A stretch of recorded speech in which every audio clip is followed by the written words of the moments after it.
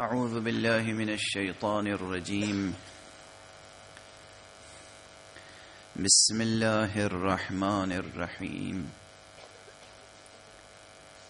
الحمد لله رب العالمين، والصلاة والسلام على أشرف الخلائق أجمعين، سيدنا وسيد الأولين والآخرين، حبيبنا وحبيب إله العالمين، إمام المرسلين وخاتم النبيين، أبي القاسم المصطفى محمد.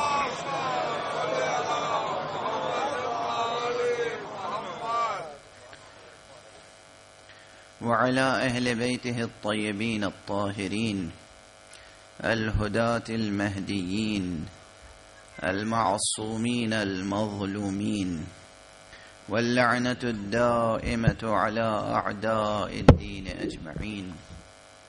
أما بعد، فقد قال الله تعالى عز اسمه في محكم كتابه ومتقن خطابه: بسم الله الرحمن الرحيم. ألم تر إلى الذي حاج إبراهيم في ربه أن آتاه الله الملك إذ قال إبراهيم ربي الذي يحيي ويميت قال أنا أحيي وأميت قال إبراهيم فإن الله يأتي بالشمس من المشرق فأت بها من المغرب فبهت الذي كفر والله لا يهدي القوم الظالمين. صلوات بر محمد.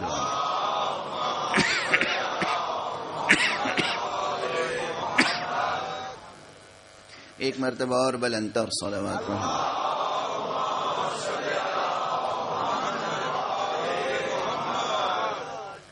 برادران عزیز، قرآن حکیم کے سورہ مبارک بقرہ کی ایک ایسی آیت ہماری فکر کی رہنمائی کر رہی ہے جس آیت میں اس کے سیاق و سباق کے ساتھ جو مضمون ہے وہ مضمون اس حقیقت کو منکشف کرتا ہے کہ حقیقت برہان وہی ہے جو حقیقت عرفان ہے، اور حقیقت عرفان وہی ہے جو حقیقت قرآن ہے. قرآن و عرفان و برہان، اس میں کوئی تضاد کا رشتہ نہیں ہے، اس میں کوئی تناقض نہیں ہے، ایک دوسرے کی ضد نہیں ہے، ایک دوسرے کے ممد ہیں، ایک دوسرے سے متفق ہیں، ایک دوسرے سے متحد ہیں. کل کی گفتگو اگر اذہان عالیہ میں ہوگی تو ایک نہایت اہم نقطے کی طرف ہم نے پیش قدمی کی، فکری پیش قدمی، فکری پیش رفت، کہ یہ بات اپنے ذہنوں سے نکال دیں کہ دانش برہانی الگ ہے، دانش نورانی الگ ہے. دانش ہے، دانش کی حقیقت ہی نورانی ہے، علم کی حقیقت ہی نورانی ہے. اگر علم ہے تو وہ نورانی ہوگا. علم کی حقیقت مجرد ہے، علم مادی حقیقت نہیں ہے، علم کی حقیقت خود مجرد ہے. سلسلہ آیات کل اجمالاً اشارہ کیا کہ سورہ مبارک بقرہ میں آیت الکرسی کے بعد جو سلسلہ آیات ہے یہ آیت اسی کا ایک جزو ہے. رب اکبر کا تعارف خود رب اکبر نے کرایا ہے آیت الکرسی میں. اللہ لا الہ الا هو الحی القیوم لا تأخذہ سنۃ ولا نوم. یہ غیر معمولی بیان ہے قرآن مجید کا. رب اکبر کی ذات گرامی خالق متعال کی ہستی اور اس کی وحدانیت و وحدانیت کے علاوہ دوسرے صفات اس جامعیت کے ساتھ بیان ہوئے ہیں آیت الکرسی میں کہ اسلوب کا اعجاز، بیان کا اعجاز، مضمون کا اعجاز عقل بشری کو عرش تک پہنچا دیتا ہے۔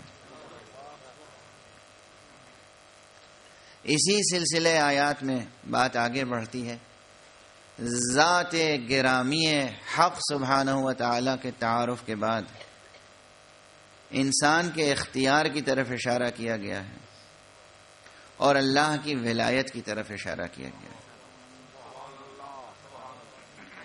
جہاں آیت الکرسی تمام ہوتی ہے،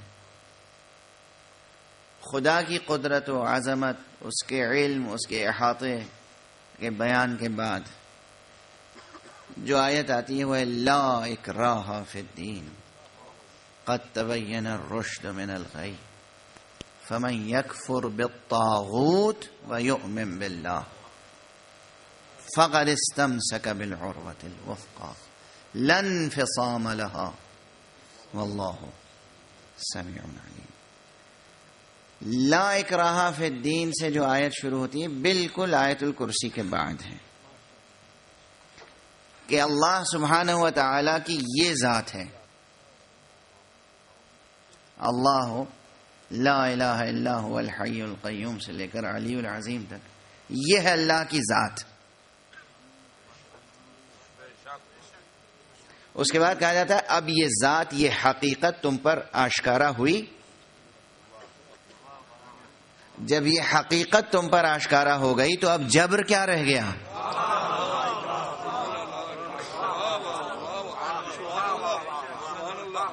لا اکراہ فی الدین، اب دین کو قبول کرنے میں کوئی اکراہ تھوڑی ہے۔ قد تبین الرشد من الغی، ہدایت کی راہ اور گمراہی کی راہ دونوں روشن ہیں۔ تم اپنے حسن اختیار کا ثبوت دو، تم ہدایت کی راہ پر آنا چاہتے ہو یا گمراہی کی راہ پہ جانا چاہتے ہو۔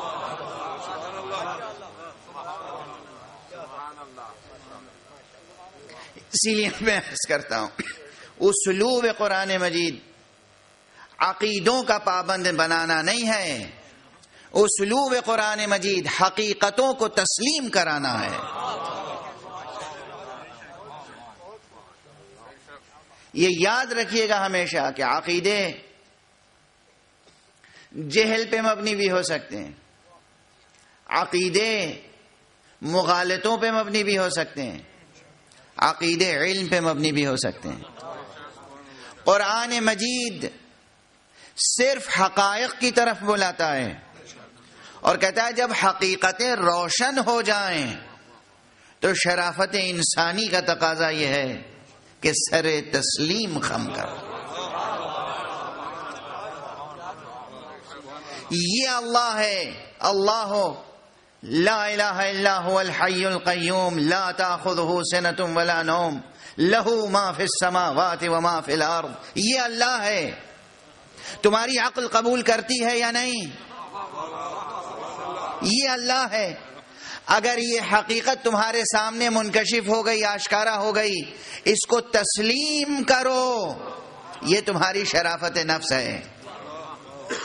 نبوت کے مسئلے میں بھی یہی ہے، دیکھو ہم نے نبی بھیجا کیسا ہے۔ نبوت کا اعلان یہ 40 برس کے بعد کرے گا، 40 برس تک دیکھتے رہو یہ صادق ہے یا نہیں، امین ہے یا نہیں، شجاع ہے یا نہیں، معصوم ہے یا نہیں۔ جب تم اس کی سیرت کو دیکھ لو، اس کے کردار کو دیکھ لو، تو پھر تسلیم کرنا تمہاری شرافت نفس کا تقاضا ہے۔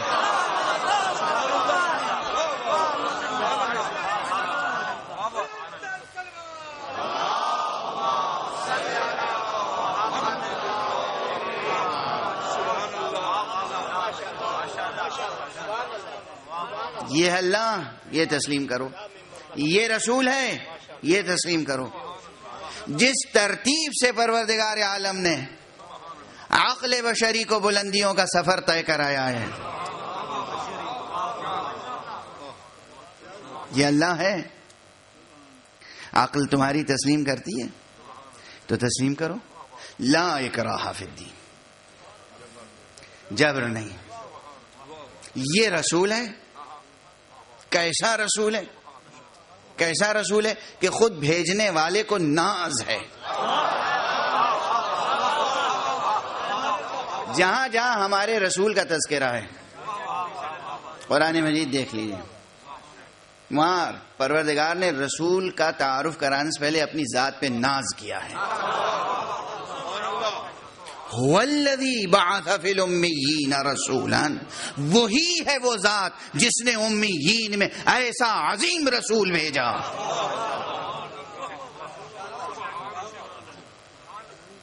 یعنی وہی ہے وہ جس نے امیین میں ایسا عظیم رسول بھیجا.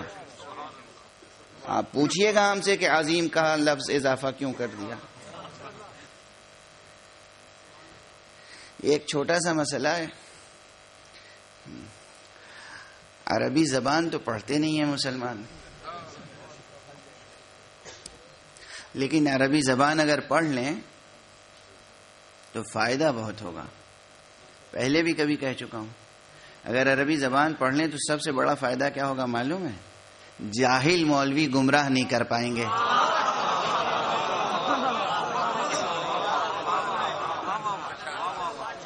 یہ کوئی معمولی فائدہ ہے؟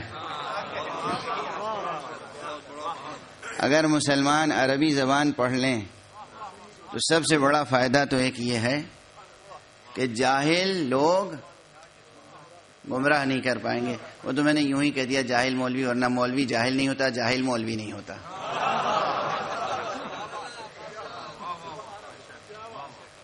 جاہل مولوی نہیں ہوتا، مولوی جاہل نہیں ہوتا. مولوی تو بہت ہی محترم لفظ ہے. مولوی یعنی مولائے حقیقی کا بندہ. مولوی یعنی اللہ سبحانہ و تعالی جو منسوب ب مولائے حقیقی ہو اسے کہتے ہیں مولوی. کسی انسان کا سب سے بڑا شرف یہ ہے کہ وہ مولوی بن جائے. لیکن بہرحال اب جس طریقے سے کلچرل ڈیکے ہو رہا ہے، ہر طرح سے ہم زوال کی طرف جا رہے ہیں، وہاں یہ بھی ایک مسئلہ ہے کہ ہمارے یہاں نعوذ باللہ اب جاہل مولوی بھی ہونے لگا. ورنہ مولوی جاہل نہیں ہوتا، جاہل مولوی نہیں ہوتا. جاہل لوگ آپ کو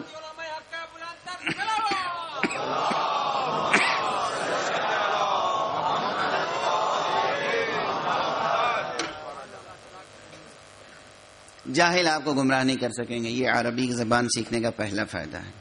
دوسرا فائدہ یہ ہے کہ جب آپ قرآن مجید پڑھیں گے تو اسے سمجھیں گے، حدیث شریف پڑھیں گے تو اسے آپ سمجھیں گے. اور دنیاوی فائدہ بھی ہے. دنیا میں بہت سے ممالک ہیں جن کی سرکاری زبان عربی ہے، جہاں بازار کی زبان عربی ہے، جہاں ملکی نیشنل زبان عربی ہے. ان جگہوں پر آپ کے جوانوں کے لیے روزگار کے دروازے کھلیں گے. دنیا بھی آپ کے ہاتھ میں ہوگی، آخرت بھی آپ کے ہاتھ میں ہوگی. عربی زبان سیکھیں. عربی جنت کی زبان ہے. کیسا عشق ہے آپ حضرات کو اللہ سے اور رسول اللہ سے. جس سے عشق ہوتا ہے اس کی ہر چیز سیکھتا ہے انسان. اللہ سے عشق ہے تو اللہ کی زبان سیکھنی چاہیے. رسول اللہ سے عشق ہے اور رسول اللہ کی زبان سیکھنی چاہیے، عربی زبان سیکھنی چاہیے. بہرحال عربی زبان کا ایک چھوٹا سا نقطہ عرض کر دوں اور پھر گفتگو کو آگے بڑھاؤں. عربی زبان میں بہت سے الفاظ پہ تنوین ہوتی ہے. تنوین سمجھتے ہیں آپ کیا ہے؟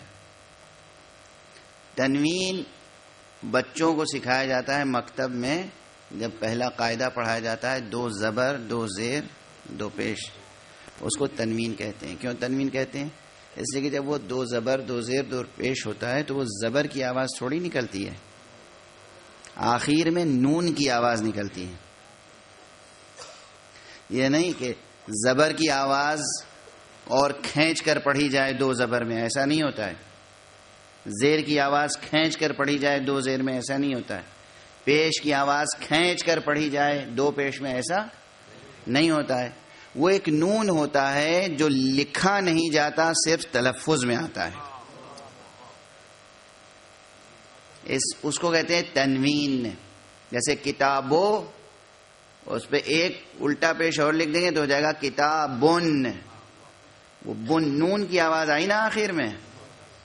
ایسے ہی زبر کے بعد کتابن، کتابن، رسولن، رسولن، رسولن. یہ دو زبر ہو یا دو زیر یا دو پیش، ایک حرکت جو اضافہ ہوتی ہے وہ ایک نون کی طرف اشارہ کرتی ہے کہ یہاں پر ایک نون پروناؤنس ہوگا، لکھا نہیں جائے گا، تحریر میں نہیں آئے گا، صرف تلفظ میں آئے گا. لیکن یہ نون جو تحریر میں نہیں آتا، تلفظ میں آتا ہے، یہ بھی بے معنی نہیں ہے، اس کے بھی معانی ہیں، ایک نہیں، ایک سے زیادہ معانی ہیں. کبھی یہ تنکیر کے معنی دیتا ہے، کبھی یہ تمکین کے معنی دیتا ہے. علوم بلاغت میں اور جائیے تو کبھی یہ تعظیم کے معنی دیتا ہے، کبھی یہ تحقیر کے معنی دیتا ہے. ایک دنیا پوشیدہ ہے اس ایک حرف میں جو لکھا نہیں جاتا، صرف بولا جاتا ہے. تو جو حرف لکھے جاتے ہوں گے اس میں کتنے معانی ہوں گے.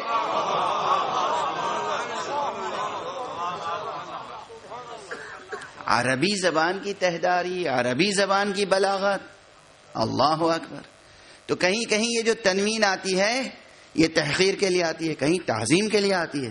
هو الذی بعث فی الامیین رسولا، وہی ہے وہ ذات جس نے امیین کے درمیان ایک عظیم رسول کو بھیجا.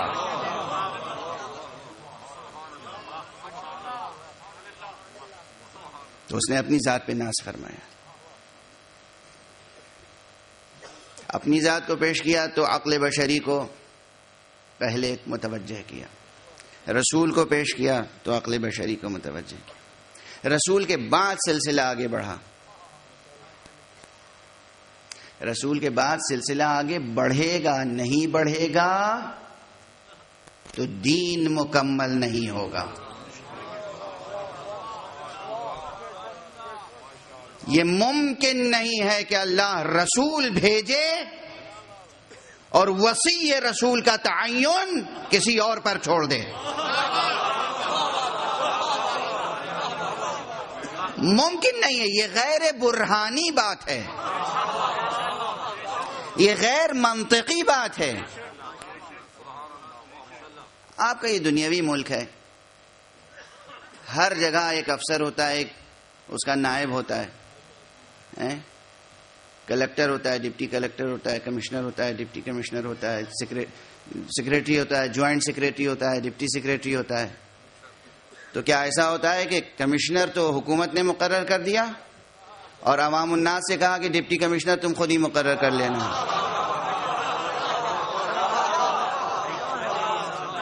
ایسا ہی ہوتا ہے، ایسے ہی حکومت چلتی ہے.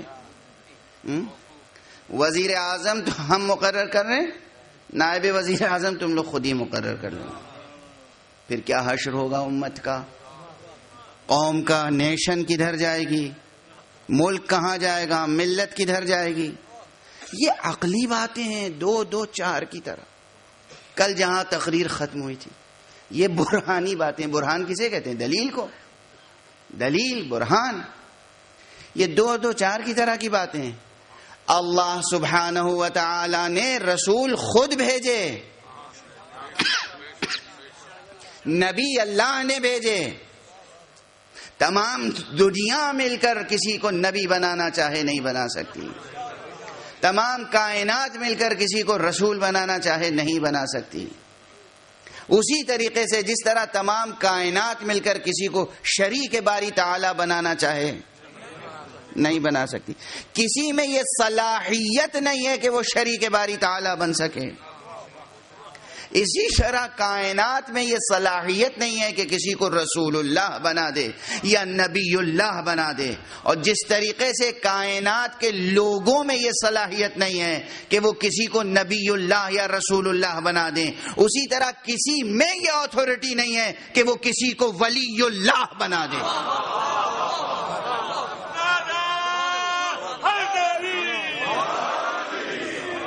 ممکن نہیں ہے، غیر منطقی بات ہے، غیر عقلی بات ہے، غیر برہانی، غیر عرفانی، غیر قرآنی. نہ برہان ساتھ دیتی ہے نہ عرفان ساتھ دیتا ہے نہ قرآن ساتھ دیتا ہے. قرآن مجید میں سب سے پہلا خلیفہ جو اللہ نے مقرر فرمایا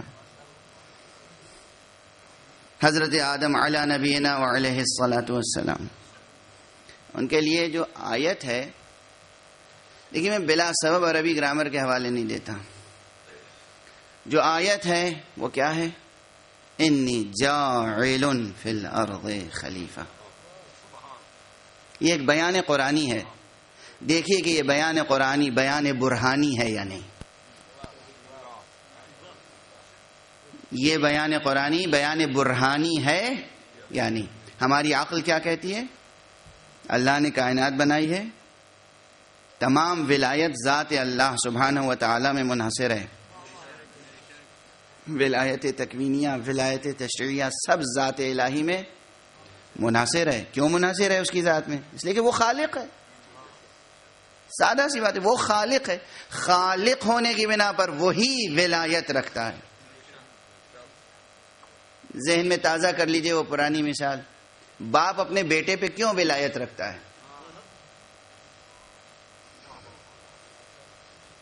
اسکول میں آپ جاتے ہیں اور اپنے بچے کا نام لکھاتے ہیں، یا کسی بھی ایسی جگہ جہاں بچے کا نام لکھانے کے ساتھ بچے کے سرپرست کا نام بھی لکھایا جائے، گارجین کا نام لکھایا جائے.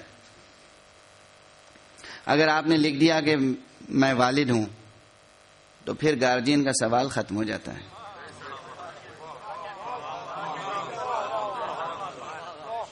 سوال ہی نہیں قائم ہوتا. گارجین کا سوال تب پیدا ہوتا ہے جب والد موجود نہ ہو، اور جب والد ہوگا اور گارجین کے خانے میں بھی لوگ کہیں گے کہ یہاں بھی اپنا ہی نام لکھ دیجئے، تو وہ پوچھے گا نہیں کہ میں اپنا نام کیوں لکھ دوں. توجہ ہے. اور اگر والد نہیں ہوگا اور کوئی اپنا نام گارجین کے طور پر لکھے تو اس سے پوچھا جائے گا آپ کس اتھارٹی پر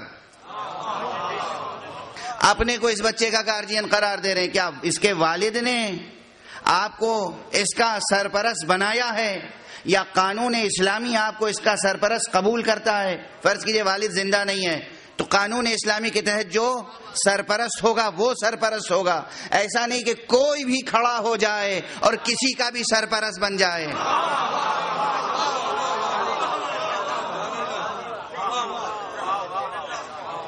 تو عقل کیا کہتی ہے؟ برہان کیا کہتی ہے؟ منطق کیا کہتی ہے؟ منطق یہ کہتی ہے کہ سرپرستی کے لیے، ولایت کے لیے کوئی جواز چاہیے.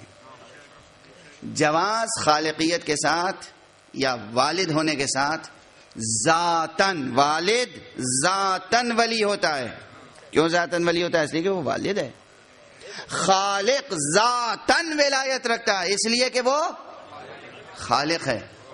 ساری کائنات کی ہر طرح کی ولایت. ایک صلوات پڑھیے محمد.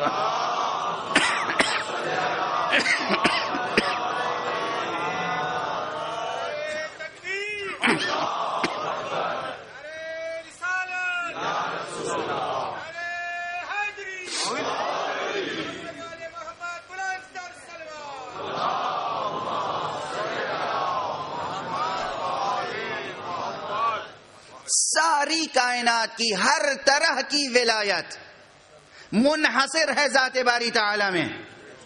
اس لیے منحصر ہے کہ وہ خالق ہے، وہ خالق ہے، وہ رب ہے، وہ مالک ہے، وہ سب کچھ ہے.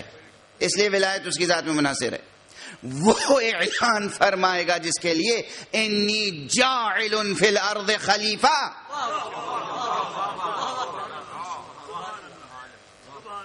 تو اس کی خلافت برہانی بھی ہے، قرآنی بھی ہے. لیکن اسلوب قرآن کیا ہے؟ یہاں پر یہ جملہ، یہاں پر فعل کیوں نہیں آیا، اسم کیوں آیا؟ ملتان میں یہ سوال اٹھایا تھا، جواب نہیں دیا تھا میں نے. مفسرین کی منشگافیاں دیکھیے گا اور اس نقطے کو ذہن میں رکھیے گا. انی جاعل، اسم فاعل کب کب استعمال ہوتا ہے؟ عربی زبان کے بلاغت کے تقاضے کیا ہیں؟ اگر کسی حق کا مستقل اعلان ہو رہا ہو،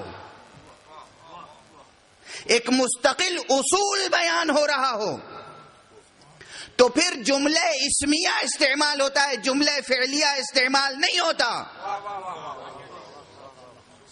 پھر وہاں ورب استعمال نہیں ہوتا، ناؤن استعمال ہوتا ہے.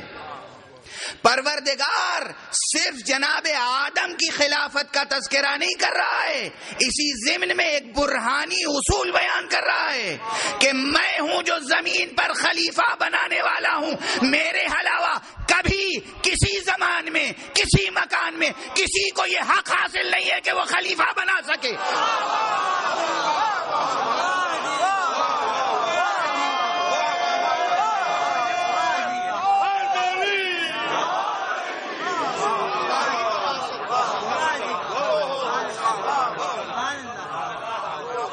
میں بنانے والا ہوں، یہ اتھارٹی میری ہے، یہ حق میرا ہے، یہ سلطنت میری ہے، یہ اقتدار میرا ہے، یہ ملک میرا ہے، اور یہی برہان ہے. یہ منطق ہے، یہ برہان ہے. یہ کائنات کس نے بنائی؟ میں نے. تو اس کا نظم و ضبط کس کے ہاتھ میں ہوگا؟ میرے. میں جس کو تفویض کروں گا وہ ہوگا پھر میرے بعد.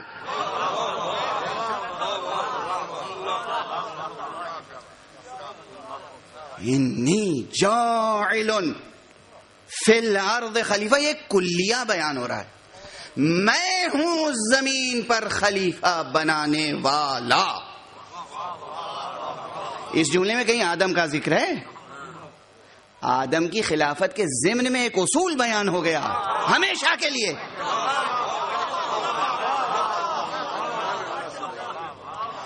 آدم کے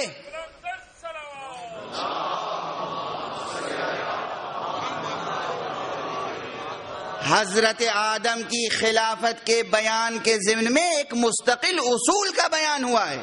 وہ اصول صرف اتنا، انی جاعل فی الارض خلیفہ، زمین پر خلیفہ بنانے والا صرف میں ہوں.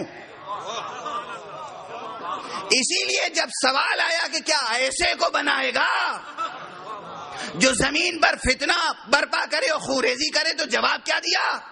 انی اعلم ما لا تعلمون، جو میں جانتا ہوں تم نہیں جانتے.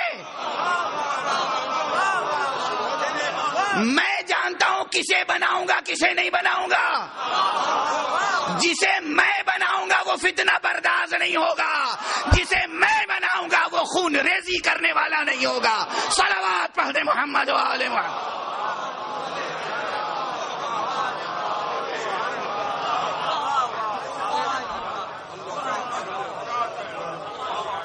تم بناؤ گے تو ممکن ہے فتنہ برداز ہو، تم بناؤ گے تو ممکن ہے غاصب ہو، تم بناؤ گے تو ممکن ہے قاتل ہو، تم بناؤ گے تو ممکن ہے غارت گر ہو. میں بناؤں گا تو امن قائم کرنے والا ہوگا، قربانیاں دینے والا ہوگا، صلح کرنے والا ہوگا، امن اور عافیت کا ضمانت دار ہوگا. صلوات پڑھ دے محمد و آل محمد.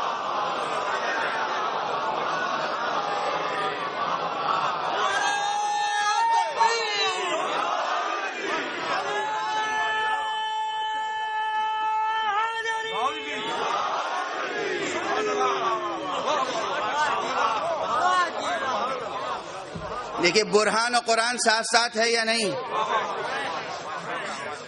منطق و قرآن ساتھ ساتھ ہے یا نہیں؟ یہ برہان، یہ قرآن. اسلوب قرآن میں برہان پوشیدہ ہے. اسلوب قرآن، اسٹائل، اسلوب، جملے، آیتیں، سیاق عبارت اس میں پوشیدہ ہے. انی جاعل فی الارض خلیفہ، یہ قرآن ہے. اللہ نے اپنی حقیقت ظاہر کی اور عقل بشری کو کہا. اور یہاں پر ایک نقطہ اور، البتہ یہ میں ملتان میں جملہ عرض کر چکا ہوں، اپنی ہی تقریر سے اقتباس کر رہا ہوں. دیکھیے، رب ہونے کے باوجود، ملک ہونے کے باوجود، مالک ہونے کے باوجود، خالق ہونے کے باوجود، حقیقتاً تمام اقتدار رکھنے کے باوجود، اس نے کبھی کسی کے سوال کے جواب میں اقتدار کا حوالہ نہیں دیا، علم کا حوالہ دیا. یہی سوال انی جاعل فی الارض خلیفہ، میں اس زمین پر خلیفہ معین کرتا رہوں گا، میں ہوں معین کرنے والا، میں کر رہا ہوں، میں کروں گا، میں کرتا رہوں گا۔ سوال ہوا کیا ایسوں کو کرے گا جو ایسے ہوں گے اور ویسے ہوں گے؟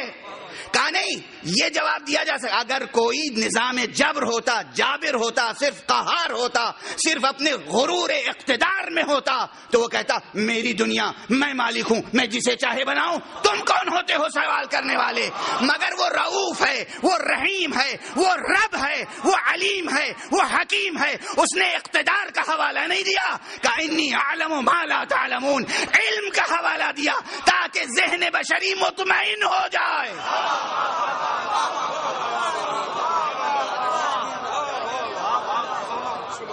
ان کا حوالہ اسی لیے دیا تھا تاکہ برہان کا قدم درمیان میں رہے۔ منطق، حکمت، برہان، دلیل و استدلال، اقتدار کا حوالہ نہیں دیا۔ یعنی پہلی ہی خلافت میں کہہ دیتا کہ تم کون ہوتے ہو سوال کرنے والے، میں خدا ہوں، معین کر رہا ہوں۔ یہ جواب کافی تھا، حقیقتاً کافی ہے، اس میں خود برہان ہے، اس جواب میں بھی برہان ہے، مگر رب اکبر نے وہ جواب دیا جس سے ذہن بشری مطمئن ہو جائے، عقل بشری مطمئن ہو جائے۔ انی اعلم ما لا تعلمون، میں وہ جانتا ہوں جو تم نہیں جانتے۔ کیا جانتا ہوں؟ دوسری جگہ فرمایا گیا اللہ اعلم حیث یجعل رسالتہ، اللہ زیادہ علم رکھتا ہے، اعلم ہے، اللہ ہی جانتا ہے کہ وہ کہاں رسالت کو رکھے۔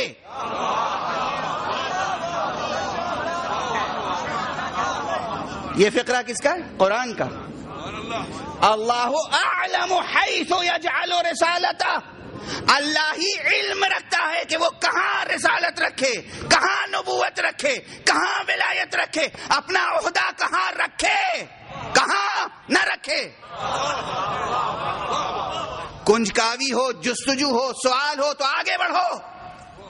قرآن مجید میں جواب موجود ہے، جواب موجود ہے۔ پروردگار کیسے کو رسول بناتا ہے، پروردگار کیسے کو نبی بناتا ہے، پروردگار کس کو بناتا ہے امام، کس کو خلیفہ بناتا ہے، کس کو ولی بناتا ہے، کسی اور سے نہیں۔ جناب ابراہیم کا مکالمہ سن لیں۔ جب جناب ابراہیم کو امامت دی گئی عظیم امتحانات کے بعد، عظیم امتحانات کے بعد امامت سپرد کی گئی، کہا کس نے کہا؟ اللہ نے کہا میں تمہیں امام بنا رہا ہوں، جاعلک للناس اماما۔ یہاں بھی لفظ جاعل ہے، وہاں بھی لفظ جاعل تھا۔ میں تمہیں امام بنا رہا ہوں۔ اگر امام بنانا ہر ایک کے بس میں ہوتا تو اللہ کا کیا امتیاز رہ جاتا؟ میں تمہیں امام بنا رہا ہوں تمام انسانوں کے لیے۔ اور اگر یہ امامت ایسی ہی ویسی امامت ہوتی تو جناب ابراہیم فوراً سوال کیوں کرتے کہ پروردگار یہ اعزاز مجھے تو دے دیا میری ذریت میں، میری نسل میں، میری اولاد میں۔ اس کے معنی ہے کہ کوئی بڑا منصب ہے، کوئی اہم منصب ہے، اس لیے فوراً کہا وَمِن ذُرِّيَّتِي، اور میری ذریت میں، میری نسل میں، میرے خاندان میں۔ جواب کیا آیا؟ وہ جو پہلا اعتراض فرشتوں کا تھا اس کا جواب یہاں تک ہے، لا ینال عہد الظالمین، میرا عہدہ ظالموں تک نہیں پہنچتا۔ تمہاری نسل میں جو معصوم ہوں گے وہ ضرور امام ہوں گے۔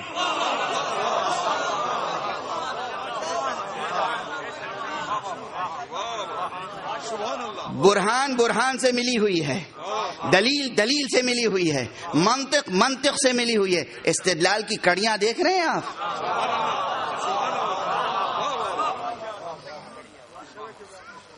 یہ استدلال کی کڑیاں ہیں۔ البتہ اسلوب قرآنی اپنا اسلوب ہے۔ ظاہر قرآن مجید منطق کی کتاب نہیں ہے، منطق کی ٹیکسٹ بک نہیں ہے، لیکن قرآن کی ہر بات منطقی ہے۔ قرآن مجید فلسفے کی ٹیکسٹ بک نہیں ہے، لیکن قرآن مجید کی ہر حقیقت فلسفیانہ پیمانے پر دریافت کی جا سکتی ہے، درک کی جا سکتی ہے، استدلال کے ذریعے سے اس کو بیان کیا جا سکتا ہے. یہ آیت کریمہ جو میں کل سے پڑھ رہا ہوں، اس میں تو عجیب و غریب انداز سے برہان و عرفان و قرآن کو ساتھ ساتھ پیش کیا گیا ہے. الم تر الی الذی حاج ابراہیم فی ربہ. یہ تمام انسانوں سے خطاب ہے، جو بھی قرآن اٹھا کے پڑھے اور تاریخ پڑھے. کیا تم نے دیکھا نہیں، کیا تم غور نہیں کرتے اس کے بارے میں جس نے ابراہیم سے رب ابراہیم کے بارے میں بحث کی. حاج ابراہیم فی ربہ، ابراہیم کے رب کے بارے میں بحث کی. بعض ترجمے ایسے ہی ہیں، البتہ یہاں پر گنجائش ہے. الم تر الی الذی حاج ابراہیم فی ربہ. یہ ربہ میں ہے کہ ضمیر ابراہیم کی طرف بھی راجع ہو سکتی ہے، خود اس کی طرف بھی راجع ہو سکتی ہے جو بحث کر رہا ہے. اس کا بھی رب کوئی اور تھوڑی ہے. رب العالمین ایک ہے. اس پورے مجمع میں کسی کو اس مسئلے میں شبہ تو نہیں ہے نا؟ انشاءاللہ شبہ نہیں ہوگا. رب العالمین ایک ہے. جو رب ابراہیم ہے وہی رب نمرود ہے. رب نمرود کوئی اور نہیں ہے. یہ اور بات ہے کہ نمرود اپنے رب کی پیروی نہیں کرتا، طاغوت کی پیروی کرتا ہے، خود طاغوت بن جاتا ہے. وہ جو اس سے قبل والی آیت میں ہے، لا اکراہ فی الدین قد تبین الرشد من الغی فمن یکفر بالطاغوت. جو طاغوت کا انکار کرے ویؤمن باللہ، اور اللہ پر ایمان لائے، اس نے گویا مضبوطی سے اللہ کی رسی کو تھام لیا. فقد استمسک بالعروۃ الوثقی لا انفصام لها. یہ رسی کبھی ٹوٹنے والی نہیں ہے. یہ رسی کبھی ٹوٹنے والی نہیں ہے. کس میں سکت ہے جو قرآنی استعاروں کو سمجھائے، قرآنی تماثیل کو سمجھائے، قرآنی تشبیہوں کو سمجھائے. کون سی چیز ہے جسے اللہ کی رسی کہا جا رہا ہے؟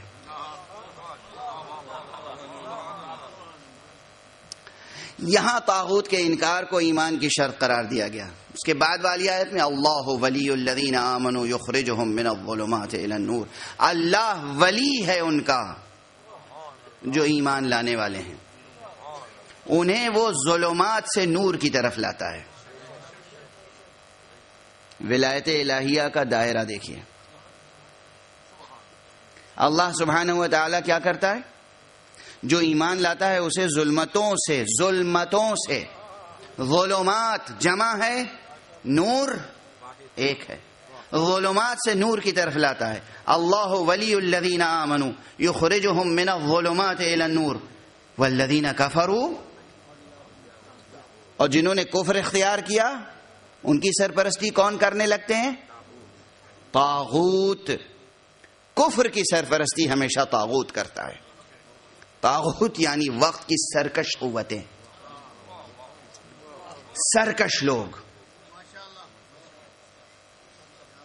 دنیاوی دولت و اقتدار پر غرور رکھنے والے لوگ، دنیاوی اقتدار اور وجاہت رکھنے والے لوگ، وہ ہیں طاغوت، طواغیت. ان کی ولایت طواغیت کے سپرد ہو جاتی ہے، یعنی خدا اپنی ولایت سے انہیں محروم کر دیتا ہے، طاغوت ان کی ولایت کرتی. اس کے بعد والی آیت ہے، دیکھیے ولایت الہیہ کا راز کیا ہے، پھر سمجھ لیں. اللہ ولی الذین آمنوا یخرجہم من الظلمات الی النور. اللہ ولی ہے ان کا جو ایمان لانے والے ہیں. ولی ہونے کی حیثیت سے اللہ کرتا کیا ہے؟ اللہ ولی ہونے کی حیثیت سے حق ولایت کیا ادا کرتا ہے؟ باپ بچے کا ولی ہوتا ہے. باپ کیا کرتا ہے؟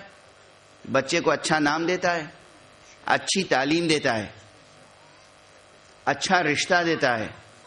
یہ حقوق ہے نا, ذہن کو قریب کرنے کے لیے. اللہ ولی ہے ایمان لانے والوں کا. اللہ کیا کرتا ہے؟ اللہ ظلمتوں سے نور کی طرف لاتا ہے. نور کی طرف لانا گویا اللہ کی ولایت کا تصرف ہے. اگر کوئی شخص واقعاً خدا پر ایمان لے آئے تو ممکن نہیں ہے کہ وہ نور تک نہ پہنچے.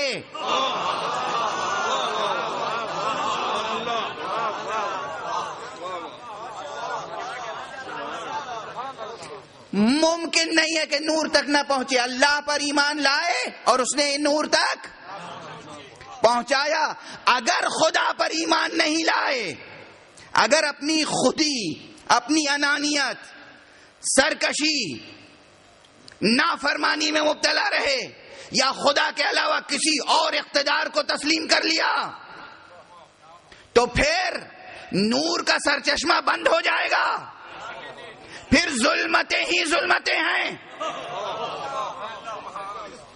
خدا پر ایمان نہ لانا, شرک اختیار کرنا یا کفر کرنا کیا ہے؟ ظلم, خود ظلم ہے. اس لیے اس آیت کے آخر میں کیا کہا گیا؟ الم تر الی الذی حاج ابراہیم فی ربہ, کیا تم نے نہیں دیکھا اس شخص کو جو حضرت ابراہیم سے رب ابراہیم کے بارے میں بحث کر رہا ہے, جدل کر رہا ہے, جدال کر رہا ہے, حجتیں کر رہا ہے, تکرار کر رہا ہے. یہ پوری آیت جب ختم ہوتی ہے تو کیا کہا گیا؟ واللہ لا یہدی القوم الظالمین, اللہ ظالم قوموں کی ہدایت نہیں کرتا.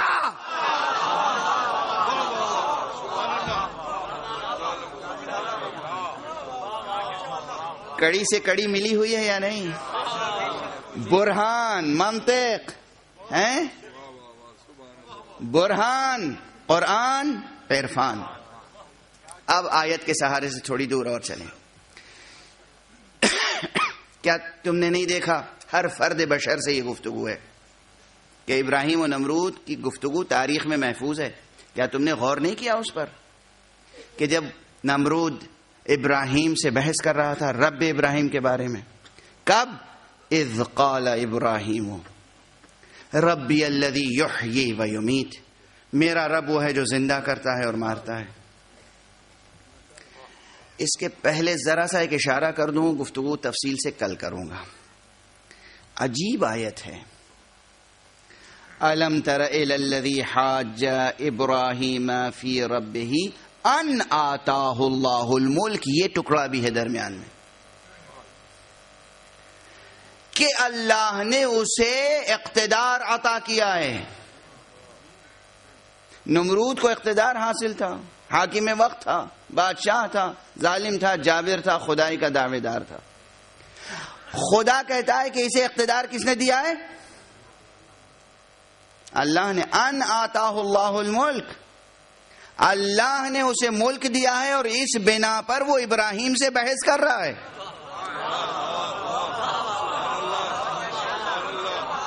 توجہ ہے, یہ بہت قابل غور بات ہے. اس ایک فقرے میں کن کن جہتوں سے عقل بشری پر برہان تمام کی گئی ہے.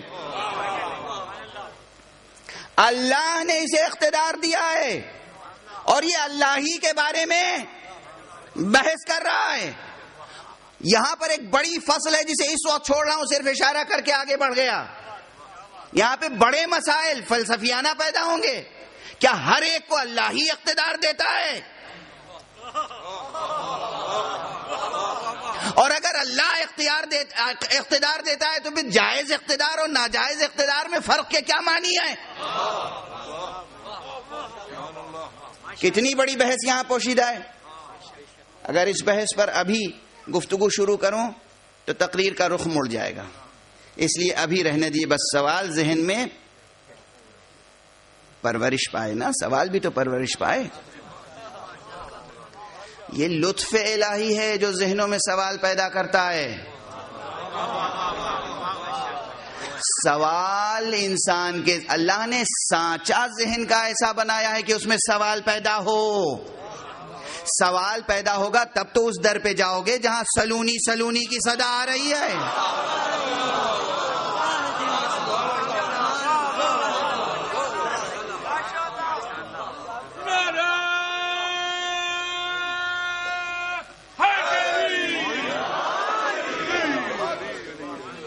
میں اپنے 2 پرانے جملے آپ کو سنا کر آگے بڑھ جاؤں.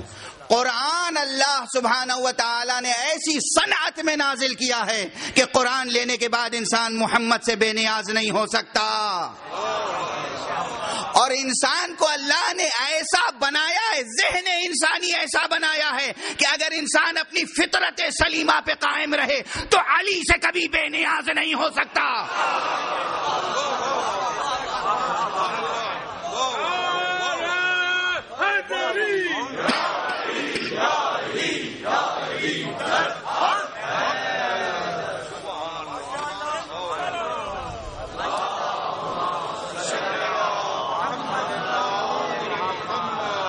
یہ جملہ یاد رکھیے گا، چھوٹا سا جملہ ہے لیکن بڑی تفصیل چاہتا ہے. انسان انسان انسان، صرف مسلمان کی بات نہیں کر رہا ہوں، مومن کی بات نہیں کر رہا ہوں. انسان اگر فطرت سلیمہ پر قائم رہے تو ذات گرامی علی ابن ابی طالب سے بے نیاز نہیں ہو سکتا. ممکن نہیں ہے کہ علی کے بغیر منزل مقصود مل جائے. اسے برہانی سطح پہ عرض کر رہا ہوں. یہی برہان عرفانی سطح پر حدیث میں ملتا ہے جہاں کہا گیا کہ کوئی بھی روز قیامت صراط سے گزر نہیں سکے گا جب تک کہ علی اسے گزرنے کی اجازت نہ دے دے.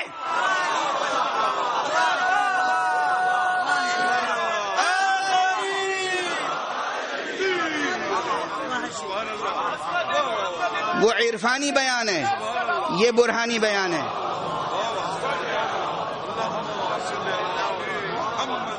یہ حدیث آپ سب نے سنی ہوگی، کوئی پہلی بار تھوڑی میں عرض کر رہا ہوں، لیکن حدیث صحیح ہے، برہان اور قرآن کے مطابق ہے. برہان اور قرآن کے مطابق ہے یہ حدیث. نبی کریم کا ارشاد ہے، علی نے تعلی نہیں کیا ہے. امیر المومنین نے خود دعویٰ نہیں کیا ہے کہ میری اجازت کے بغیر کوئی صراط سے نہیں گزرے گا. جس رسول نے صراط سے آشنا کیا اسی رسول نے اعلان کیا کہ اس صراط سے کوئی گزر نہیں سکتا جب تک علی اسے جواز سفر عطا نہ کر دیں.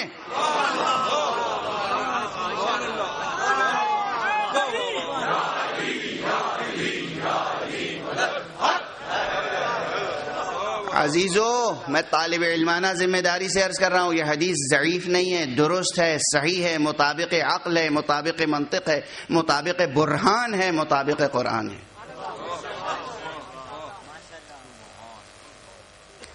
علی کے جواز کے بغیر صراط طے نہیں ہو سکے گی. درمیان میں حدیث زبان پر آ گئی تو میں نے عرض کر دیا. قرآن اس صنعت میں نازل ہوا ہے کہ قرآن لے کر کوئی محمد سے بے نیاز نہیں ہو سکتا. ذہن بشری ایسا ہے کہ اگر انسان سلیم الفطرت ہے، سلیم الطبع ہے، تو ذات گرامی علی مرتضی سے بے نیاز نہیں ہو سکتا. بہرحال یہ جملے درمیان میں آ گئے تھے. عرض میں جو کر رہا تھا اس کو آگے بڑھاؤں کہ یہاں پر بہت بڑی بحث ہے. الم تری الی الذی حاج ابراہیم فی ربہ ان آتاہ اللہ الملک. کیا تم نے غور کیا اس کی بات میں، اس کی بحث میں، اس کی تکرار میں، اس کے سوال و جواب میں جو ابراہیم سے سوال و جواب کر رہا تھا رب ابراہیم کے بارے میں، صرف اس بنا پر کہ اس کو اللہ نے اقتدار دیا تھا. اور اس کے بعد گفتگو آگے بڑھی. اب مکالمہ صرف نقل کر دیا قرآن نے اپنے خاص اسلوب میں. اذ قال ابراہیم ربی الذی یحیی و یمیت. جب ابراہیم نے یہ کہا کہ میرا رب وہ ہے جو زندہ کرتا ہے اور مارتا ہے. اس نے کہا قال انا احیی و امیت، میں بھی زندہ کرتا ہوں میں بھی مارتا ہوں. ابراہیم کی منطق کیا ہے، اس طاغوت کی منطق کیا ہے؟ یہاں پر علم منطق پڑھنے کی ضرورت ہے. میں صرف اشارہ کر رہا ہوں. پہلے مدرسوں میں، اب بھی مدرسوں میں الحمدللہ حوزہ علمیہ میں علم منطق پڑھایا جاتا ہے، اور کالجز میں، یونیورسٹیز میں لاجک جس طرح، جس سطح پر، جس مضبوطی سے، جس استحکام سے پڑھائی جانی چاہیے نہیں پڑھائی جاتی. یہ افسوس کی بات ہے. یہی سبب ہے کہ نئے ذہنوں میں شکوک زیادہ ہیں، شبہات زیادہ ہیں، بے یقینیاں زیادہ ہیں، انحرافات زیادہ ہیں. اگر منطق پڑھائی جائے تو اتنے شکوک و شبہات پیدا نہ ہو. منطق میں 5 صنعتیں ہیں، یعنی کسی کے سامنے دلیل پیش کرنے کے 5 طریقے ہیں. ایک تو دلیل برہانی ہوتی ہے. برہان سب سے مضبوط درجہ ہے استدلال کا. اس کے بعد جدل ہے، جدل میں مناظرہ ہوتا ہے. اس کے بعد جناب والا شعر ہے. اس کے بعد خطابت ہے. اس کے بعد مغالطہ. مغالطہ بھی ایک طریقہ ہے. مغالطہ دینا، کسی کو مغالطے میں مبتلا کرنا، یہ ایک طرح کا استدلال ہوتا ہے. استدلال میں جھول ہوتا ہے، استدلال میں غلطی ہوتی ہے، استدلال میں کھوٹ ہوتا ہے، مگر اس استدلال کے ذریعے سے انسان اپنا مطلب پورا کر لیتا ہے. ظاہر ہے کہ کوئی حق پر رہنے والا مغالطے کا سہارا نہیں لے گا. کوئی حق والا مغالطے کا سہارا نہیں لے گا. پھر علم منطق کی کتاب میں مغالطے کا چیپٹر رکھا کیوں گیا؟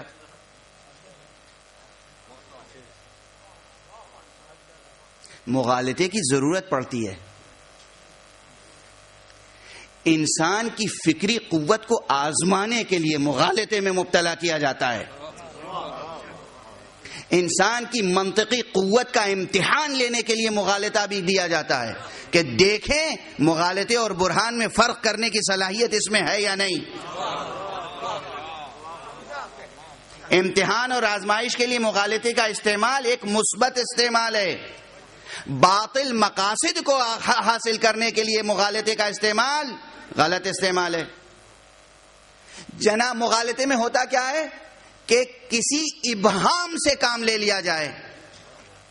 اسی لیے جب بحث ہوتی ہے، یاد رکھیے علمی بحث کا طریقہ کیا ہوتا ہے کہ بحث کا ایک عنوان ہوتا ہے، ایک کیپشن ہوتا ہے، ایک بنیادی سوال فریم کیا جاتا ہے، پھر اس سوال میں آنے والے ہر لفظ کو ڈیفائن کیا جاتا ہے کہ اس سوال میں اس لفظ سے ہماری مراد یہ ہے، اس لفظ سے ہماری مراد یہ ہے، اس لفظ سے ہماری مراد یہ ہے. ویل ڈیفائنڈ ہو تاکہ آپ اس بات میں دلیل قائم کریں یا نفی میں دلیل قائم کریں. معنی وہی پیش نظر ہوں جس معنی کا انکار کر رہے ہیں یا جس معنی کا اس بات کر رہے ہیں. یہ گنجائش نہ ہو کہ اس بات کرنے والا کہے میری مراد یہ نہیں وہ تھی، انکار کرنے والا کہے میری مراد یہ نہیں وہ تھی. جناب ابراہیم حیات حقیقی اور موت حقیقی کی بات کر رہے ہیں. اذ قال ابراہیم ربی الذی یحیی و یمیت، میرا پالنے والا پروردگار میرا رب وہ ہے جو زندہ کرتا ہے اور مارتا ہے. اس نے مغالطہ دے دیا، انا احیی و امیت، میں بھی مارتا ہوں میں بھی زندہ کرتا ہوں. 2 اشخاص کو بلا لیا. معروف قصہ ہے، معروف قصہ ہے. جو محدور الدم تھا، جس کا قتل واجب تھا، اسے آزاد کر دیا. جس کا قتل واجب نہیں تھا اسے قتل کر دیا. کہا میں بھی زندہ کرتا ہوں میں بھی مارتا ہوں. یہاں پر بحث کی گنجائش تھی. جناب ابراہیم کہتے سنو یہ مراد نہیں ہے میری. یہ جس طرح تم نے زندہ کیا، زندہ کسے کیا؟ زندہ کو زندہ رہنے دیا. اسے زندہ کرنا نہیں کہتے.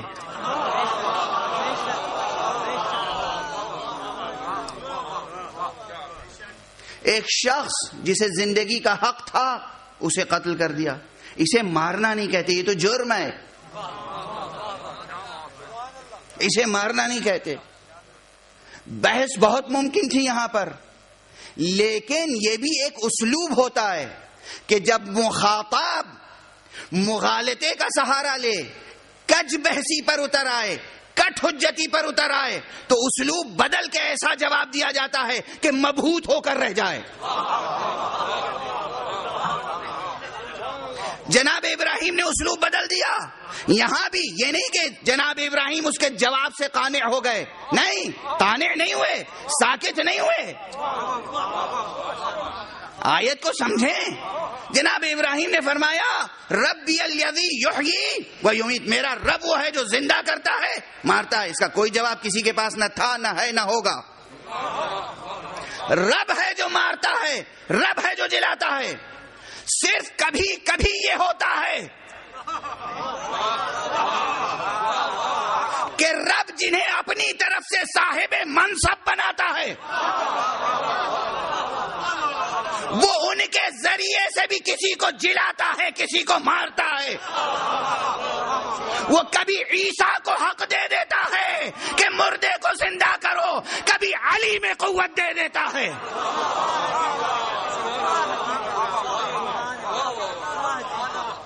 یہ دلیل ہے کہ وہ نبی خدا ہیں، یہ ولی خدا ہیں. کسی طاغوت میں یہ صلاحیت کبھی نہیں پیدا ہو سکتی. طاغوت قتل کر سکتا ہے، مار نہیں سکتا.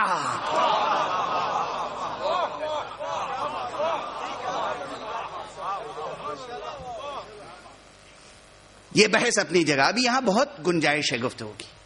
جناب ابراہیم نے دیکھا کہ یہ مغالطہ، فن مغالطہ سے کام لے رہا ہے. میں یحیی و یمیت کے معنی کچھ اور لے رہا ہوں، یہ احیی و یمیت کے معنی کچھ اور لے رہا ہے. اب اس سے بحث کیا کریں؟ اور اطراف میں ایسے لوگوں کے اطراف میں جو لوگ ہوتے ہیں وہ معلوم ہے کیسے ہوتے ہیں؟ وہ ویسے ہی ہوتے ہیں جو تاریخ میں ہے، کسی اور کی نہیں، مسلمان کی تاریخ میں. اونٹنی کو اونٹ کہہ دیا،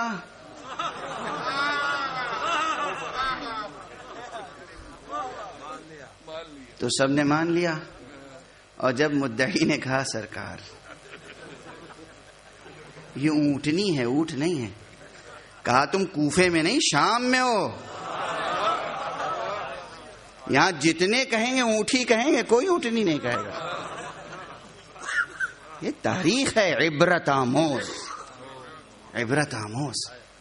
تو جب یہ دیکھا کہ یہ بہرحال کٹ حجتی ہے، کج بحثی ہے، کج فکری ہے، مغالطہ ہے، فوراً سوال بدل دیا. قال ابراہیم فإن اللہ، زور جملے میں دیکھیے، اسلوب میں دیکھیے. اچھا تو بے شک میرا خدا وہ ہے، معبود پر حق وہ ہے. فإن اللہ یاتی بالشمس من المشرق، میرا رب وہ ہے، میرا اللہ وہ ہے جو سورج کو مشرق سے طلوع کرتا ہے. اگر تو رب ہے تو مغرب سے طلوع کر کے دکھا.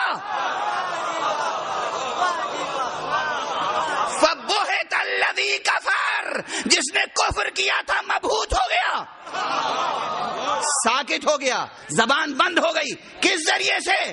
یہ برہان ہے یا نہیں؟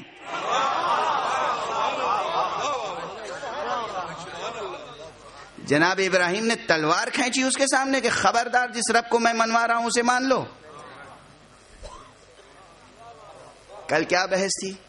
دانش برہانی، دانش نورانی. فلسفہ رد و قبول پر کی بنیاد پر قائم ہے، سائنس رد و قبول کی بنیاد پر قائم ہے. دین کہتا ہے بس مان لو. یہ بس مان لو کس جبر کے تحت کہتا ہے مان لو؟ یہ کافر کیوں مبہوت ہو گیا؟ یہ کافر کیوں مبہوت ہو گیا؟ مبہوت کے معنی کیا ہیں؟ تسلیم ہونے اور مبہوت ہونے میں فرق ہے. شرافت ہوتی تو تسلیم ہو جاتا،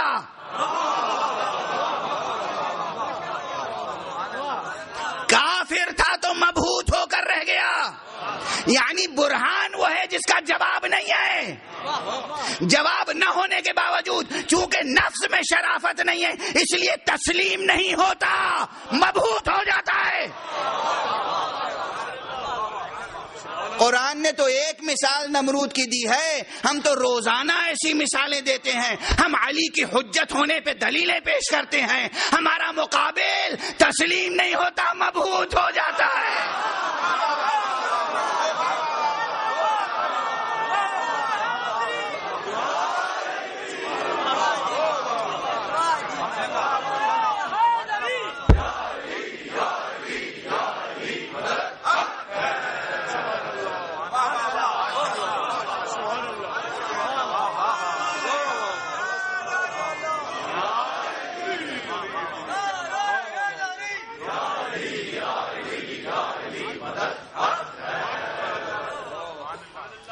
دیکھیے فضائل بھی بیان ہو رہے ہیں، قرآنی مطالب بھی بیان ہو رہے ہیں، تفسیر بھی بیان ہو رہی ہے، لیکن 21ویں صدی کے ذہن سے خطاب ہے میرا خطاب جوانوں سے، میرا خطاب دانشوروں سے، میرا خطاب ان لوگوں سے ہے کہ جنہیں آج کی دانش پہ ناز ہے، جن کے ذہنوں میں یہ بات بیٹھی ہوئی ہے کہ علم کی دنیا الگ ہے، دین کی دنیا الگ۔ نہیں، ایسا نہیں ہے۔ علم کی دنیا الگ اور دین کی دنیا الگ نہیں ہے، حکمت کی دنیا الگ اور عرفان کی دنیا الگ نہیں ہے۔ جو برہان کا تقاضا ہے وہی عرفان کا تقاضا ہے، وہی قرآن کا تقاضا ہے۔ جب دلیل اپنے کمال تک پہنچتی ہے، دلیل میں کوئی نقص نہیں رہ جاتا، دلیل تمام ارکان و شرائط و اجزاء کے ساتھ، تمام پوری معنویت کے ساتھ قائم ہو جائے، تو اس دلیل کو تسلیم کر لینا شرافت انسانی ہے۔ دلیل قائم ہو گئی، تسلیم کر لیجئے۔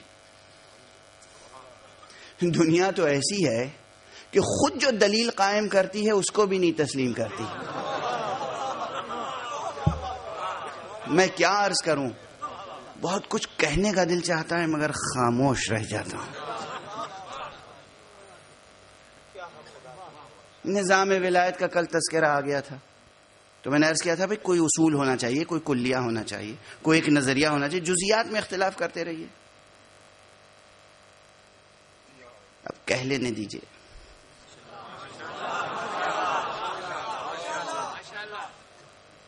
بعد پیغمبر کیا ہوا؟ قیام حکومت کے باب میں دلیل کیا پیش کی گئی؟ جب مناظرہ ہو رہا تھا انصار و مہاجرین کے درمیان، تو ایک دلیل یہ پیش کی گئی کہ رسول ہم میں سے ہیں، اس لیے حق حکومت ہمارا ہے، تم محکوم رہو گے۔ انصار سے کہا گیا تم محکوم رہو گے، کیوں؟ اس لیے کہ ہم مہاجر ہیں، رسول بھی مہاجر تھے، حق حکومت ہمارا ہے۔ ہم قریش سے ہیں، رسول بھی قریش سے تھے، حق حکومت ہمارا ہے۔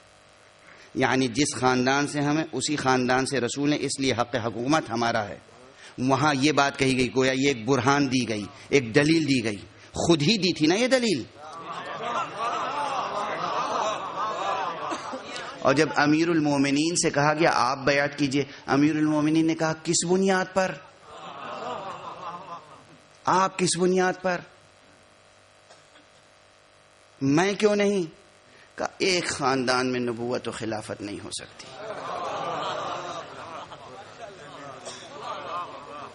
ایک گھر میں خلافت و نبوت دونوں جمع نہیں۔ یہ آیت قرآنی ہے،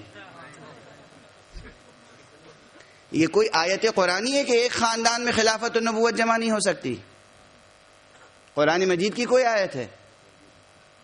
حکمت میں کوئی قانون ہے؟ فلسفے کا تقاضا ہے، منطق کا تقاضا ہے، برہان کا تقاضا ہے، عرفان کا تقاضا ہے، کس چیز کا تقاضا ہے کہ ایک گھر میں خلافت و نبوت نہیں ہو سکتی؟ جناب موسیٰ، جناب ہارون مگر ایک خاندان کے نہ تھے؟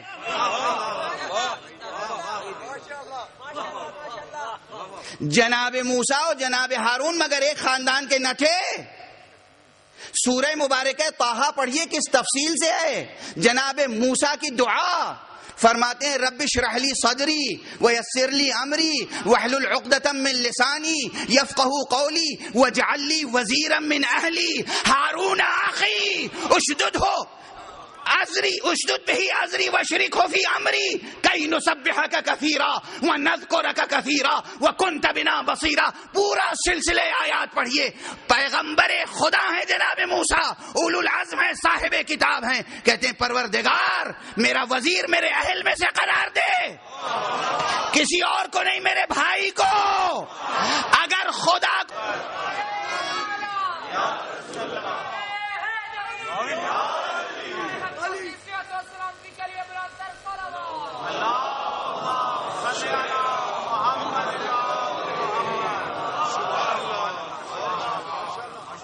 قرآن قرآن قرآن، اب یاد رکھیے گا، برہان عرفان قرآن۔ جو برہان کا تقاضا ہوتا ہے وہ عرفان کا تقاضا ہے، جو عرفان کا تقاضا ہے وہی قرآن کا تقاضا۔ ان تینوں میں جدائی نہیں ہے. اگر برہان نہ ہوتی تو یہ کہتے کیوں؟ خود برہان قائم کی, خود برہان سے ہٹ گئے. قرآن نے اس برہان کو بہت پہلے قائم کیا تھا جناب موسیٰ اور جناب ہارون کے معاملے میں. رشتہ تک واضح کر دیا, ہارون اخی, میرا بھائی ہارون, میرا بھائی ہارون. وہ قرآن ہے. بس اب ایک حوالہ دے کر گفتگو کو کل کے لیے ملتوی کروں. قرآن ہے نا, جو لوگ حدیث نہیں مانتے انہیں حدیث کی طرف متوجہ نہیں کروں گا. قرآن کو قرآن سے ملا کے دیکھ لیجئے. ایک جگہ موسیٰ ہے جو کہہ رہے ہیں رب اشرح لی صدری, پروردگار میرا سینہ کشادہ کر دے. ایک جگہ رب کہہ رہا ہے پیغمبر سے الم نشرح لک صدرک, کیا ہم نے تمہارا سینہ کشادہ نہیں کیا. ایک جگہ موسیٰ ہے جو کہہ رہے ہیں کہ پروردگار میرا بوجھ ہلکا کر دے. ایک جگہ خدا ہے جو کہہ رہا ہے کیا ہم نے تمہارا بوجھ ہلکا نہیں کیا.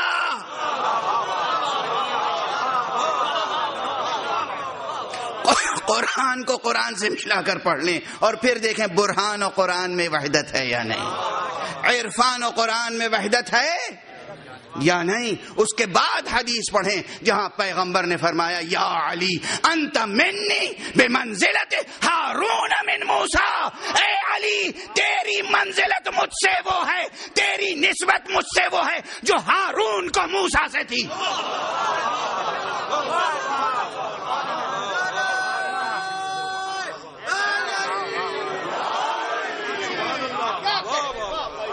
وہ قرآن ہے, یہ حدیث, یہ برہان ہے, یہ عرفان. منطق, برہان, استدلال, عرفان و قرآن. بس اب گفتگو تھوڑی آگے بڑھا دوں, کل کے لیے ملتوی کا. کہنے کی اتنی باتیں ہیں کہ ظاہر سی بات ہے بہت سی باتیں اس لیے چھوڑ دیتا ہوں کہ آپ کی ذہانتوں پہ بھروسہ ہے, آپ کی ذہانتوں میں بھروسہ. ایک بہت بڑی بحث چھوڑ دی میں نے. جناب ابراہیم نے کیا کہا تھا؟ میرا رب وہ ہے, معبود وہ ہے جو مشرق سے سورج کو نکالتا ہے. ارے تو رب ہے, تو خدا ہے, تو مغرب سے سورج نکال. فبہت الذی کفر, جو کافر تھا وہ مبہوت ہو گیا. مبہوت ہونا کافر کا مقدر ہے. ولی اللہ ہوتا تو مغرب سے سورج نکال کے دکھاتا.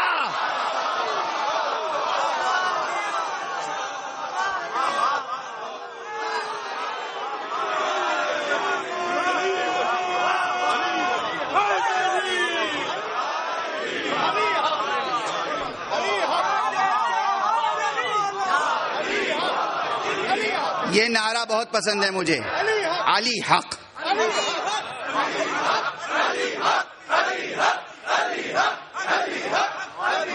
علی حق ہے, یہ نعرہ سب سے سچا اور سب سے واقعی نعرہ ہے. علی حق ہے, اور ایسا حق ہے کہ حق کو علی کا تابع کیا گیا ہے.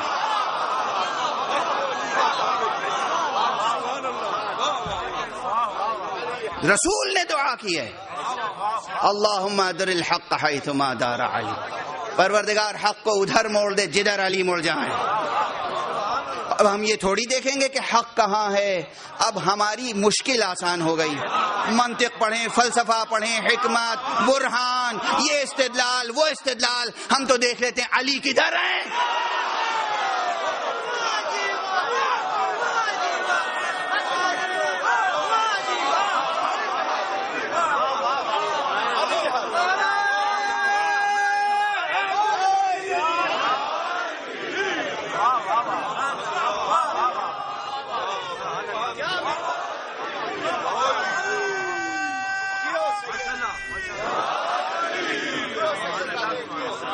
بس آج آخری جملہ کہہ رہا ہوں. جس طرح رسول ہمارا آخری رسول ہے, یعنی اس کی رسالت جاری و ساری ہے, خاتم النبیین کے یہ معنی نہیں ہے کہ سن 11 ہجری میں رسول اللہ کی نبوت ختم ہو گئی. آج بھی نبی رسول ہیں, آج بھی محمد ابن عبداللہ نبی ہیں, کل بھی محمد ابن عبداللہ نبی رہیں گے, قیامت تک محمد ابن عبداللہ نبی رہیں گے. اسی طرح معیار حق کل بھی علی تھا, آج بھی علی ہے, کل بھی علی رہے گا. علی لا زوال معیار حق ہے, اس لیے علی کی گفتگو جاری ہے, جاری رہے گی, ختم نہیں ہو سکتی.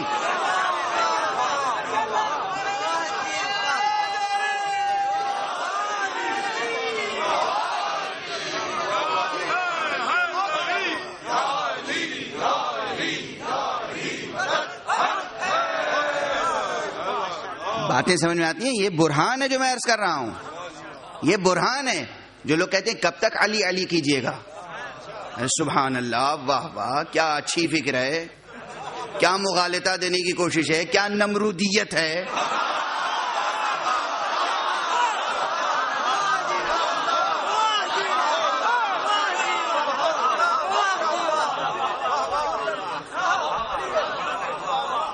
جب تک ہم ہیں علی علی کریں گے, جب تک کائنات ہے علی علی کریں گے, جب تک ذات حق ہے علی علی ہوتا رہے گا, اور حق کبھی قابل زوال نہیں ہے.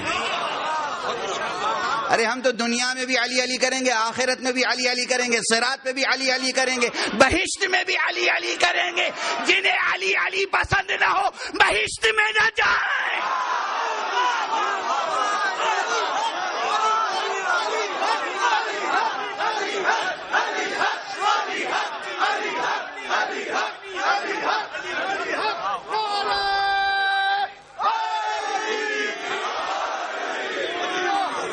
جنہیں ذکر علی پسند نہ ہو جنت میں نہ جائیں, اور جنہیں نام حسین پسند نہ ہو وہ بھی جنت میں نہ جائیں. یہ ذکر وہاں بھی جاری رہے گا, علی کا ذکر بہشت میں بھی رہے گا, حسین کا ذکر بہشت میں بھی رہے گا. بہشت میں ہمیں کوئی غم نہیں ہوگا, مگر غم حسین ہم بھلا دیں گے کیا؟ اجرکم علی اللہ. بس تو ان جملے عرض کروں گا, آج زیادہ دیر تک مصائب نہیں گزارش کر سکوں گا, کل انشاءاللہ تفصیل سے گزارش عرض کروں گا. کل اس جگہ آخری مجلس ہے, اس لیے کل تفصیل سے مصائب گزارش کروں گا. آج کل کیا ذکر کر رہا تھا میں؟ کل پہلی سفر تھی. کل اسیران اہل حرم کا قافلہ شام میں داخل ہو گیا. شام, الشام, الشام, الشام. اہل حرم کا قافلہ شام میں داخل ہوا. کس عالم میں, کس عالم میں داخل ہوا؟ زینب سربرہنہ تھی, ام کلثوم سربرہنہ تھی, نبی زادیاں سربرہنہ تھیں.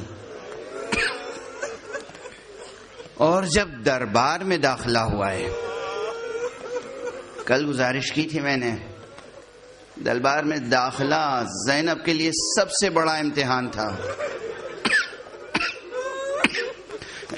سب سے بڑی آزمائش تھی, سب سے بڑا صبر آزما مرحلہ تھا جناب سیدہ زینب کے لیے دربار شام میں داخلہ. بار بار فرما رہی تھی انہیں غیرت نہیں آتی,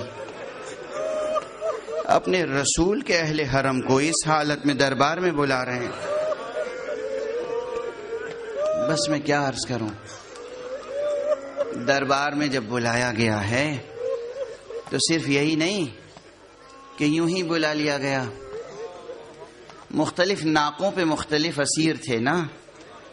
پہلے سب کو اتارا گیا ناقوں سے, سب پہلے سے رسن بستہ ہیں, لیکن اس کے بعد ایک رسی میں 12 گلے اس طرح باندھے گئے کہ اس میں ایک 4 سال کی بچی بھی ہے,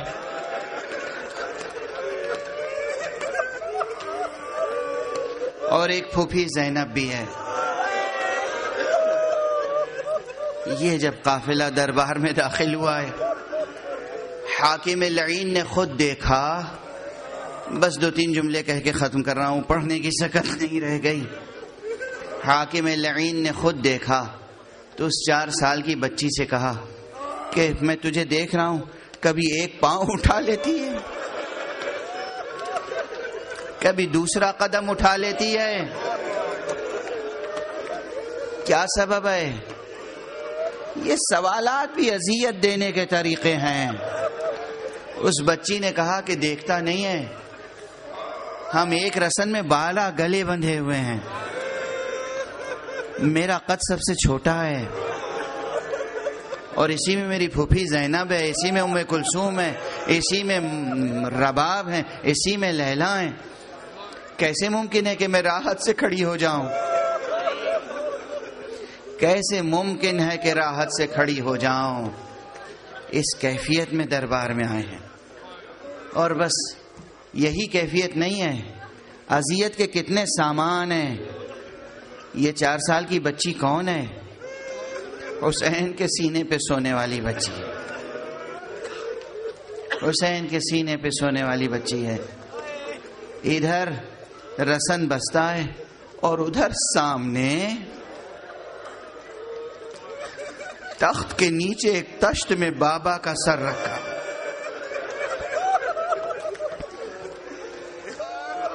اجرکم علی اللہ.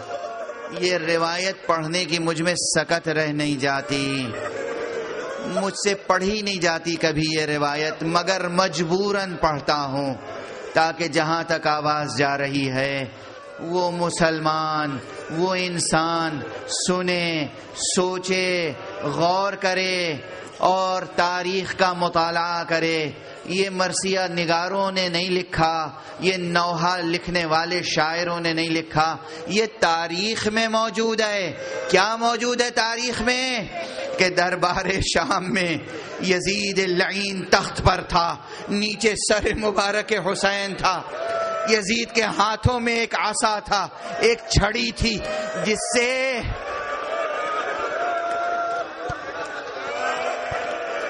لب و دندان حسین سے گستاخی ہو رہی تھی.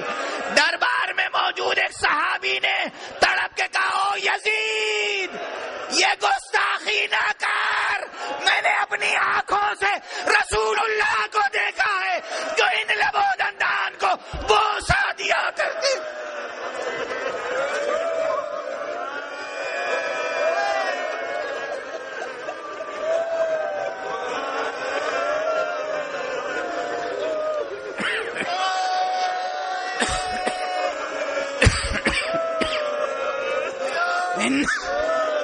انا للہ وانا الیہ راجعون رضا بقضائہ وتسلیما لامرہ.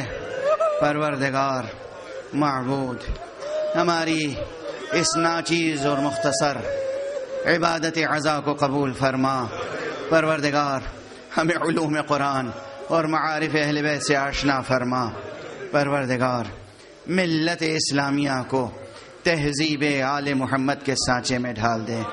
معبود برکات ولایت محمد و آل محمد کو تمام انسانیت کے لیے عام کر دے.